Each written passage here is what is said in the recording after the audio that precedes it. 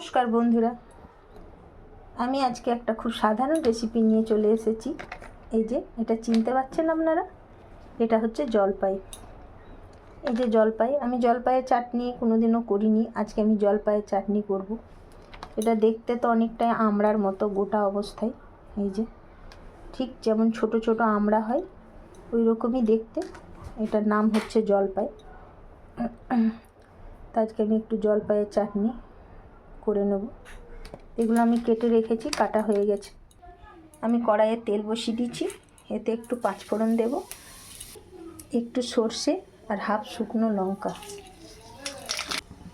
তেলটা আমার গরম হয়ে গেছে, আমি এখান থেকে একটু এই তেলটা তুলে রাখবো, এটা আমি পরে অ্যাড করে দেবো চাটনির সাথে।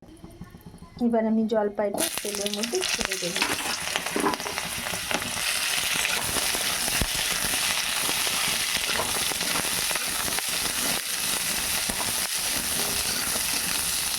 একটু ঢাকা দিয়ে একটু ততক্ষণ ভেজে নিই। এর মধ্যে আমি লবণ দিয়ে দিলাম, এই ভিডিওটা করতে হলে আর একটু দেবো লবণ, হাফ টিস্পুন হলুদ গুঁড়ো। এবার এটা নেড়ে নেব। এবার আমার এটা ভাজা হয়ে গেছে, আমি এবার এটার মধ্যে একটু জল দিয়ে আর একটু সেদ্ধ করে নেব। কেউ কেউ এটা খসা ছাড়িয়েও করে, তা আমি খসা সহই করেছি। হয়তো কষা সহ করলে একটু কষ্টটা লাগতে পারে, কষাটা আমি ওইসব ছাড়াতে পারিনি।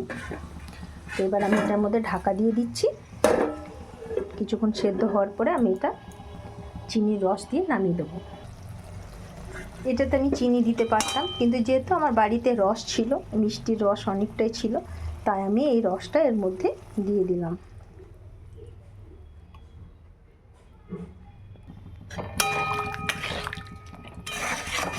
এবার আমি কিছুক্ষণ এটা এই রসের মধ্যে ফুটতে দেব, যাতে রসটা ভেতরে ঢুকে যায় পুরোপুরি জলপাইয়ের মধ্যে। মিষ্টির সাথে চাটনি হলো একটু ঝাল না হলে ভালো লাগে না, তাই একটু আমি এর মধ্যে লঙ্কার গুঁড়ো দিয়ে দেবো।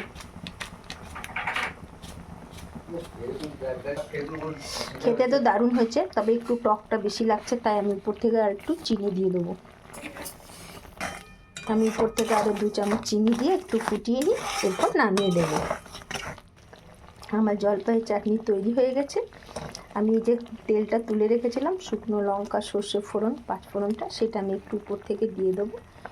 এই সর্ষে ফোড়নের গন্ধটা দারুণ লাগে, তাই আমি এটা উপর থেকে দিয়ে দিলাম। আমার জলপাইয়ের চাটনি রেডি। এই দেখুন খুব সুন্দর থকথকের মতো হয়েছে, কালারটাও খুব সুন্দর হয়েছে। তো আপনাদের আমার এই টক ঝাল মিষ্টি স্বাদের জলপাইয়ের চাটনি রেসিপিটা কেমন লাগলো অবশ্যই কমেন্ট বক্সে জানাবেন। আর আমার রেসিপিটা যদি আপনাদের ভালো লেগে থাকে তাহলে প্লিজ চ্যানেলটাকে সাবস্ক্রাইব করে দেবেন। নমস্কার।